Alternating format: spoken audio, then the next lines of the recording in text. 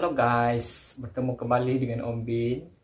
Oke guys, sebelum itu guys, Om Bin terhibur guys dengan komen-komen kawan-kawan kita dekat Om Bin punya video. So, Om Bin ucapkan ribuan terima kasih guys pada korang yang sudi komen, like dan share kalau mungkin ada yang share. Kalau tak ada pun tak apa. Oke guys.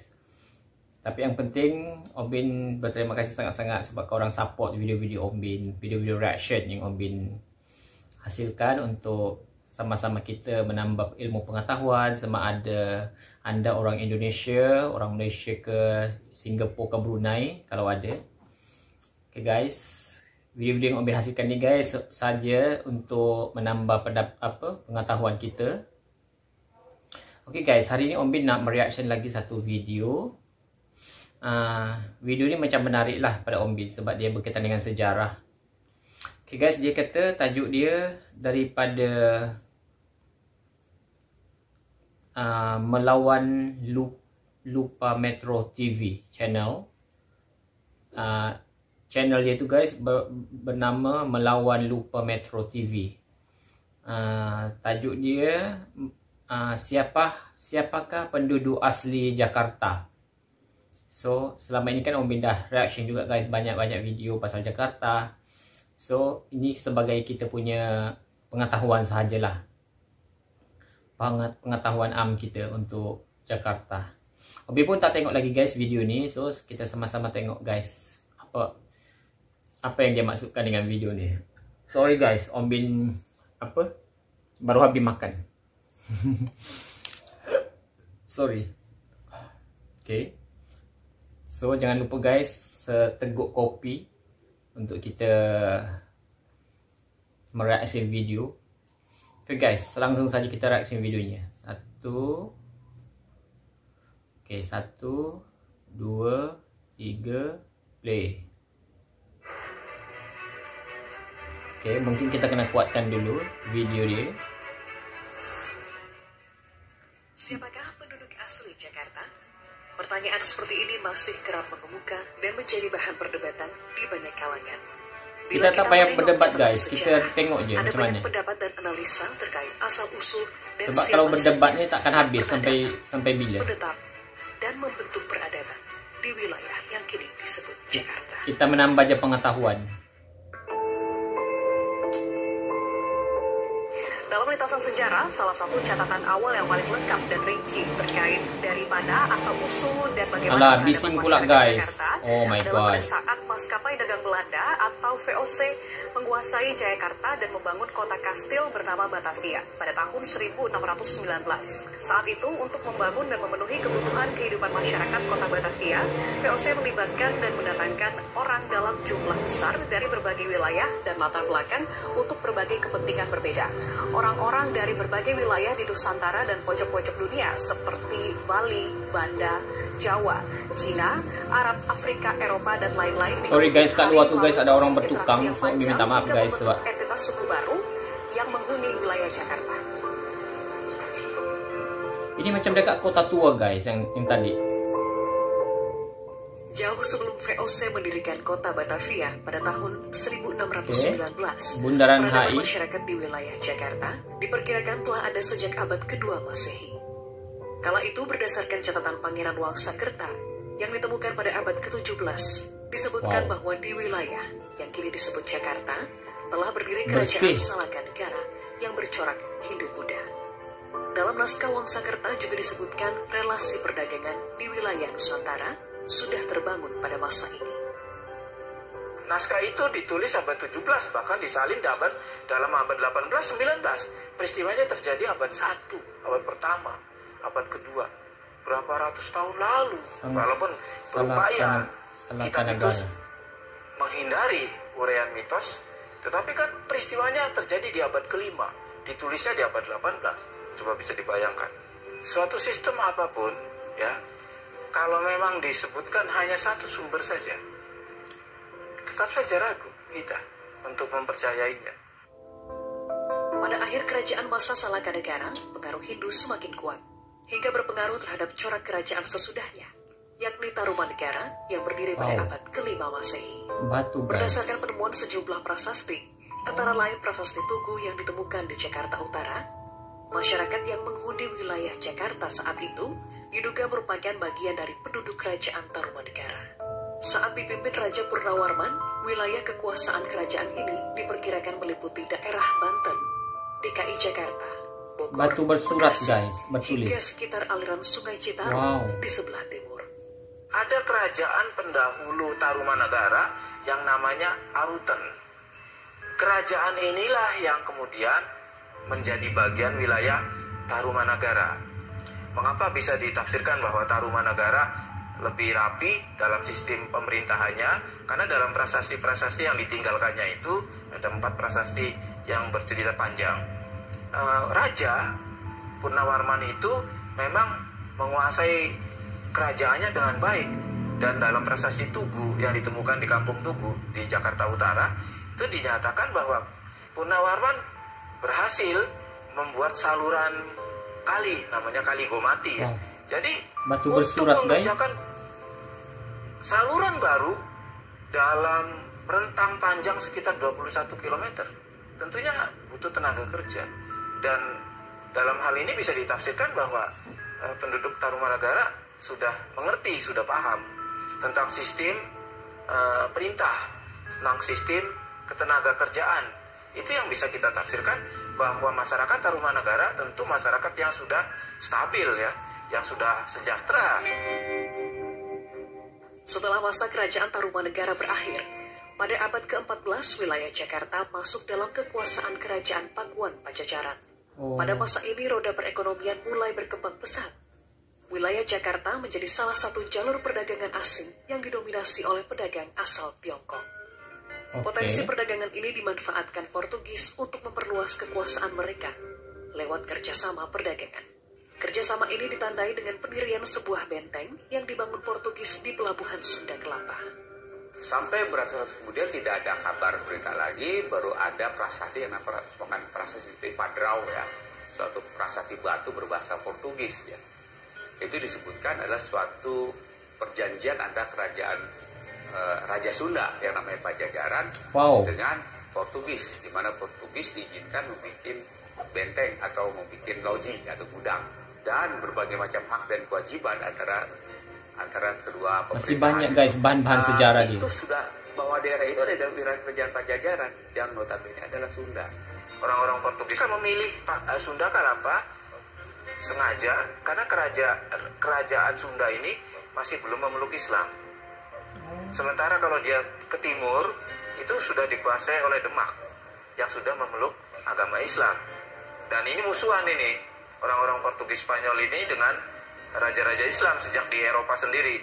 Kan mereka musuh bebuyutan itu. Mereka cuma melakukan perjanjian dengan kerajaan Sunda dan menancapkan Tugu Padrao itu, bukti bahwa Malaka yang sudah dikuasai Portugis akan memperhatikan wilayah kerajaan Sunda, terutama pelabuhan Sunda Kelapa itu apabila diserang oleh pasukan Islam.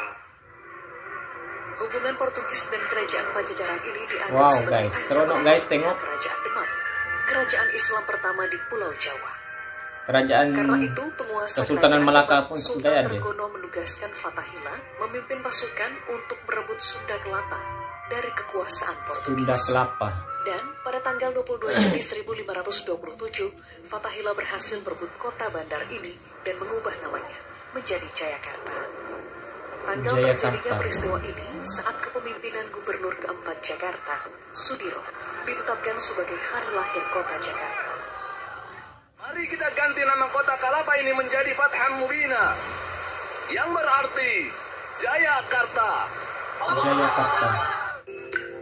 Penetapan tanggal 22 Juni sebagai hari lahir Jakarta hingga kini masih menjadi perdebatan banyak kalangan.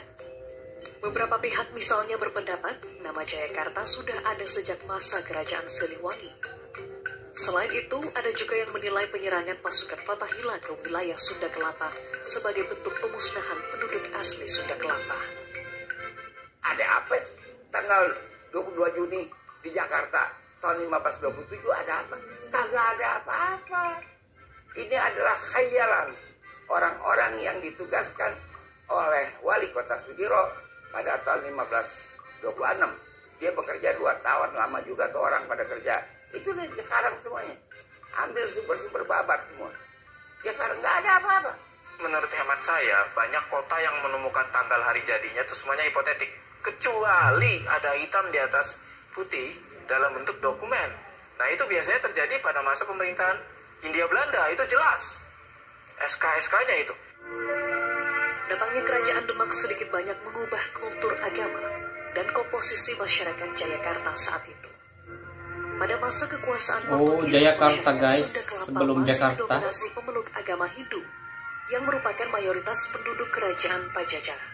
Kerajaan Demak memberi warna baru pada kehidupan masyarakat Jayakarta melalui penyebaran agama Islam. Wow, seronok pula guys dapat tahu sikit-sikit info dia.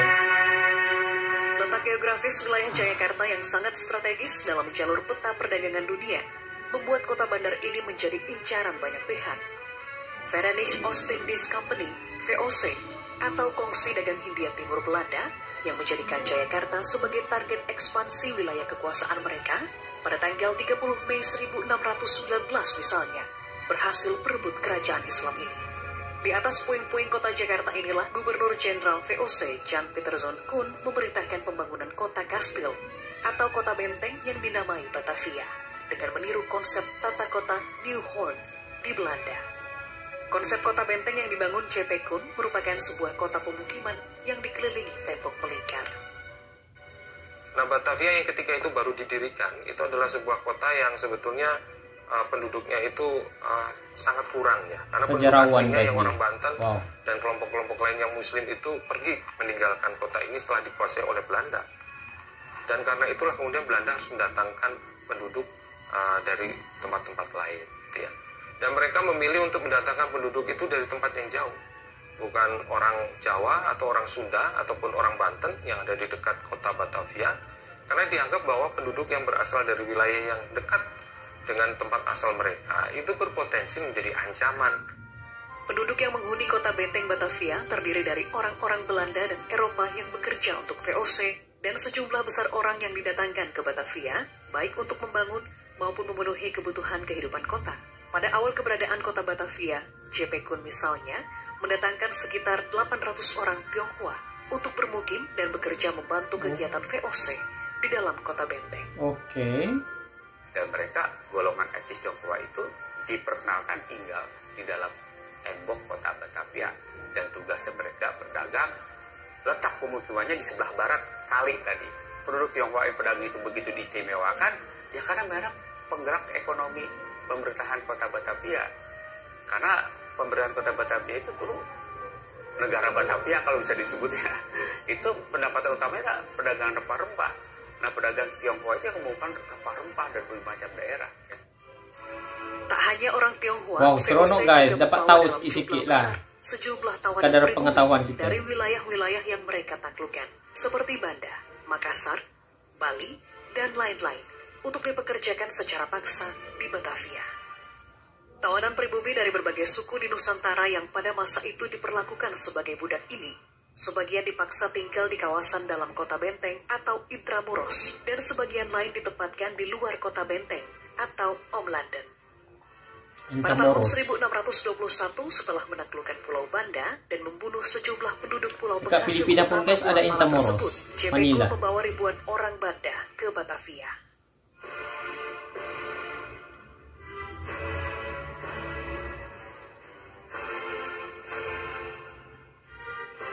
Setelah menaklukkan Pulau Banda di Kepulauan Maluku pada tahun 1621, sebagian penduduk yang dibawa oleh J.P. Koen menuju ke Batavia bermukim di suatu kawasan yang saat ini kita kenal dengan sebutan kawasan Kampung Bandan. Sebagian para penduduk ini dipekerjakan oleh VOC untuk membangun kota kastil dan sebagian lagi dipekerjakan sebagai buruh pelabuhan di pasar ikan. Kampung Bandan. Wow. Selain orang Banda, VOC juga banyak mendatangkan orang-orang dari suku Bali untuk dipekerjakan di Batavia. Jumlah orang dari suku Bali pada masa itu bahkan sempat mendominasi jumlah penduduk pribumi yang tinggal di dalam atau di sekitar kota kastil Batavia. Sebuah catatan tahun 1683 misalnya menyatakan bahwa di kota Kastil Batavia dan di wilayah Om Landen saat itu terdapat 14.259 orang Bali. Dari jumlah ini hanya 981 orang yang merupakan orang merdeka. Selebihnya adalah budak belian yang dipekerjakan oleh orang Eropa di Batavia. Budak belian ini guys, macam orang suruhan lah gitu. Orang dari suku Bali di Batavia hingga kini bisa dilacak dari adanya sejumlah kawasan hunian di Jakarta yang memiliki nama Bali. Salah satunya Kampung Bali di kawasan Angke, Jakarta Barat, yang saat ini kita kenal sebagai Kampung Bali Angke. Kampung Bali. Selain Kampung Banda, orang-orang yang dibawa oleh VOC dalam jumlah banyak, yakni sebanyak 13.000 orang, adalah orang-orang dari suku Bali, yang untuk pertama kalinya pada saat itu ditempatkan di titik tempat saya berada saat ini, yaitu Kampung Bali Angke, Kecamatan Tambora, Jakarta Barat. Mereka pada saat itu dipimpin oleh seorang bernama I Gusti Badulu, sehingga kampung ini dikenal sebagai Kampung Gusti. Banyaknya jumlah orang Bali yang tersebar di Jakarta akhirnya tinggal di sejumlah titik yang saat ini kita kenal sebagai kawasan Bali Master di Jakarta Timur. Kemudian 2 kampung Bali, yaitu Kampung Bali Krukut dan Kampung Bali Tanah Abang di Jakarta Pusat, dan di tempat saya berada saat ini, Kampung Bali Angke, Jakarta Barat. Oke. Kampung-kampung ini mewarisi semangat kosmopolitanisme itu, dan dengan caranya sendiri dalam periode yang panjang itu berkontestasi dengan semangat diskriminatif, rasialisme begitu ya, yang bukan hanya ada pada masa kompeni, seronok guys, pada masa pasca kompeni juga sebenarnya tetap hidup. Sejarah, sedikit sejarah. Orang di berbagai suku di Nusantara yang dibawa VOC ke Batavia di kemudian hari menjadi cikal bakal kemunculan sejumlah kawasan hunian atau kampung-kampung di Jakarta, seperti Kampung Bandan, Kampung Bali, Kampung Makassar, Kampung Jawa, Kampung Manggarai, dan lain-lain. Jadi mereka memilih untuk mendatangkan penduduk dari luar Pulau Jawa. Jadi penduduk itu secara bergelombang pertama-tama tentu saja didatangkan dari tempat-tempat yang jauh ya. Bahkan mereka mendatangkannya juga dari anak benua India, dari pantai Coromandel, ya itu dari bekas koloni Portugis ya. Ketika itu diangkut, dijadikan penduduk Batavia yang disebut dengan orang-orang Mardika. Dan juga penduduk-penduduk yang berasal dari berbagai pulau yang lain, orang Melayu, orang Bali, ya, orang Makassar, orang Bugis, dan juga bahkan penduduk-penduduk yang datang dari tempat yang di luar kepulauan Indonesia, misalnya orang-orang Cina.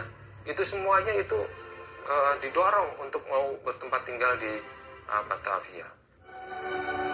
Pada masa kejayaan VOC di paruh kedua abad ke-17 hingga paruh pertama abad ke-18, kota benteng Batavia sempat menjadi pusat perdagangan Asia Timur dan Selatan. Pada masa ini banyak orang dari berbagai wilayah Nusantara seperti Bali, Jawa, Makassar, dan lain-lain, serta orang-orang di luar wilayah Nusantara seperti Hadramaut, jangan lupa guys minum kopi, dan India datang ke Batavia atas keinginan sendiri untuk berdagang atau bekerja di Batavia. Kondisi ini sempat menjadikan Batavia sebagai titik berkumpul orang-orang dari berbagai latar belakang suku, etnis, dan ras seperti suku-suku dari berbagai pelosok Nusantara. Hal yang di kemudian hari melatar belakangi lahirnya entitas atau suku baru yang dipicu percampuran orang-orang dari berbagai suku, etnis, dan ras tersebut. Seorang pelancong asal Cina yang mengunjungi kota Kastil Batavia pada abad ke-18, sebagaimana dikutip Susan Blackburn dalam buku Jakarta, Sejarah 400 Tahun misalnya mencatat. Ketika orang Cina menetap di luar negeri selama beberapa generasi tanpa kembali ke negara asalnya, mereka seringkali meninggalkan petuah para sesepuh dalam hal bahasa, makanan, dan pakaian. Mereka meniru pribumi. Berdasarkan tulisan dalam buku-buku asing, mereka tidak ragu menjadi Jawa ketika masuk Islam. Wow, hebat guys. Saat VOC bubar pada akhir tahun 1799 dan pusat pemerintahan kolonial Hindia Timur dipindah oleh Gubernur Jenderal Herman Willem Daendels ke kawasan Walter Freden atau New Batavia, proses percampuran antar orang-orang dari berbagai latar belakang suku, etnis, dan ras ini terus berlangsung, dan bahkan berlangsung semakin intens pada masa pemerintahan kolonial Hindia Belanda sepanjang abad ke-19. Pada masa pemerintah kolonial Hindia Belanda, populasi penduduk Batavia meningkat pesat dari 33.000 pada tahun 1815 menjadi 78.000 pada tahun 1900. Dan dua kali lipat, pada abad ke-19, orang yang dilahirkan di Batavia lazim disebut sebagai orang Betawi, sebagai pengakuan bahwa komunitas orang-orang yang lahir di kota ini telah membentuk kelompok etnis tersendiri. Orang Betawi, guys. Pokoknya orang Betawi itu orang yang tinggal di sekitar kota Betawi. Walaupun Pol Batavia itu udah runtuh pada tahun 1760-an ya, pindah ke Weltevreden ya, ditinggalkan Belanda ya. Tapi tetap kota dan sekitar itu identik dengan kota Batavia. Orang Betawi orang pribumi itu identik dengan kota Betawi. Jadi istilah Betawi itu belum jadi suku bangsa ya. Barulah saudara pada tahun 1919 ya, ada politikus Betawi sekaligus pejuang Betawi yaitu Bapak Muhammad Husni Tamrin. Itu dia jadi anggota Dewan Kota. Gemeenschappsraad ya. Gemeenschappsraad atau anggota Dewan Kota atau DPRD lah ya. Dia mengatasnamakan dirinya sebagai pemimpin atau wakil dari golongan kaum pribumi, kaum Betawi namanya. Kaum Betawi. Sejajar dengan kaum Jawa, sejajar dengan kaum Sunda, sejajar kaum dengan Minang yang ada di sekitar Batavia ini. Maka saat itulah secara hukum Betawi itu dapat dianggap etnik ya, dianggap etnik atau golongan etnik. Etnik Betawi. Sejak masa kekuasaan VOC hingga masa pemerintahan kolonial Hindia Belanda, penduduk Batavia yang berasal dari berbagai latar belakang suku, etnis dan ras selama ratusan tahun umumnya saling berinteraksi dengan bahasa yang sama, yakni bahasa Melayu. Kesamaan bahasa ini membuat mereka terdorong untuk mengidentifikasikan diri sebagai penduduk asli Batavia. Mereka akhirnya berasimilasi, berakulturasi, ya berinteraksi dengan bertahun-tahun menggunakan bahasa Melayu, dan mereka membentuk suatu secara tidak sengaja sebetulnya dengan sendirinya saja. Mereka itu membentuk suatu komunitas ya, suatu masyarakat yang namanya masyarakat Betawi sebagai identifikasi bahwa mereka adalah tinggal di kota Batavia dan sekitarnya, dan mereka itulah orang Betawi yang berasal dari kata Batavia. Percampuran orang-orang pribumi Nusantara, Cina, menarik, guys, Arab, dan Eropa yang berlangsung selama ratusan tahun maupun lewat pernikahan antar ras kian memperkuat identitas mereka sebagai penduduk asli Batavia. Untuk itu, pada tahun 1919, guys, kolonial Hindia Belanda secara resmi mengakui suku Betawi sebagai bagian dari suku bangsa yang ada di Nusantara. Sejak akhir abad ke-19, pertumbuhan industri di kawasan perkotaan yang dibangun pemerintah kolonial Hindia Belanda telah menarik banyak orang dari berbagai daerah untuk mencari peruntungan di kota-kota besar. Hal ini bisa dilihat dari besarnya laju urbanisasi warga desa ke Batavia. Pada tahun 1945 tercatat ada sebanyak 600.000 penduduk Jakarta dengan laju pertumbuhan penduduk setiap tahunnya mencapai 100%. Pada tahun 1950 misalnya, penduduk Jakarta tercatat sebanyak 1,75 juta orang. Pasca tahun 1950, pelan-pelan nanti jumlah penduduk yang terbesar itu digantikan orang Betawi dengan orang Jawa. Ya, orang Betawi kemudian menjadi nomor 2 dan kemudian menjadi orang nomor 3 setelah Sunda. Nah, jadi proses urbanisasi pasca kembalinya ibu kota dari Yogyakarta itu bisa kita lihat dengan semakin ruwetnya kota Jakarta yang merupakan warisan dari kota Batavia yang dirancang hanya untuk 800.000 jiwa, tiba-tiba di tahun 1950-an itu jumlahnya sudah meningkat hampir 2 kali lipat. Di Jakarta, kelompok-kelompok suku dan etnis pendatang hidup berbaur dengan kelompok masyarakat majemuk yang sudah ada sebelumnya. Mereka membentuk masyarakat metropolitan dengan bahasa Betawi yang diperbaharui sebagai alat komunikasi antar kelompok penduduk Jakarta. Orang-orang pendatang yang bergabung dan hidup berbaur dengan para pendatang lain yang telah ada inilah yang kini menjadi warga asli Jakarta. Sebenarnya kalau kita lihat proses urban dari sejak awal pembentukan orang Jakarta, orang Betawi, itu juga kita akan melihat bahwa mereka sebenarnya pelan-pelan itu meninggalkan etnisitas mereka, kemudian mengambil dari etnisitasnya itu yang terbaik dan menyumbangkannya untuk membentuk sebuah kebudayaan baru.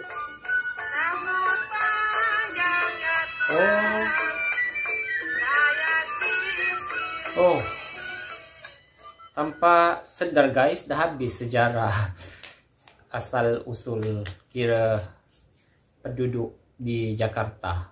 Wow. Sebenarnya guys, mana-mana negara pun macam tu je. Tak kira lah khusus Jakarta ke Kuala Lumpur ke mana-mana ibu kota pun biasanya kan macam tu. Kebanyakan penduduk dia tu daripada berlakunya dipanggil imigrasi, sebab untuk mendapatkan mungkin keberuntungan hidup, peluang kerja kat situ. Jadi lama-lama diorang akan dah duduk situ. Wow. Amazing guys, macam tu lah guys rupanya cerita dia. Okay guys, sorry dekat luar tu guys banyak orang mengganggu, bising, diorang tengah bertukang. So tak sangka pula Omin buat tengok reaction video ni, tiba-tiba diorang bertukang. Omin minta maaf guys. So semoga kita berjumpa lagi guys di video-video yang lain. Nanti jangan lupa guys, sentiasalah sokong Omin. Jangan lupa kalau korang baru menjumpai blog Omin ni, channel Omin ni, jangan lupa guys subscribe. Dan pada korang yang dah subscribe video ni, Omin mengucapkan ribuan terima kasih, jutaan terima kasih banyak-banyak sebab korang support video-video Omin, video channel Omin juga. Okay guys, jangan lupa guys subscribe juga. Nanti Omin letak link dia dekat bawah description untuk korang tengok video asal dia. Okay guys, itu sahaja dah.